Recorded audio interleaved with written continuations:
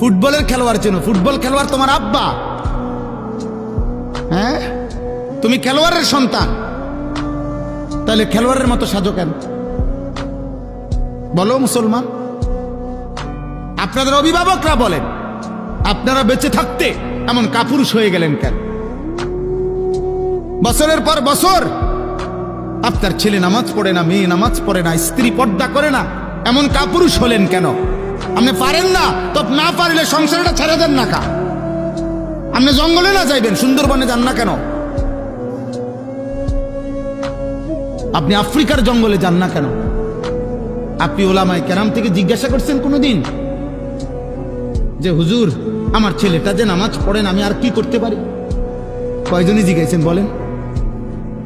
আমার স্ত্রী যে পর্দা করে না আমি আর কি করতে পারি? না, কেন হু দিত, হু তাবিজ, হুজুর বিদেশ যাই না, তাবিজ আছে নিদেন।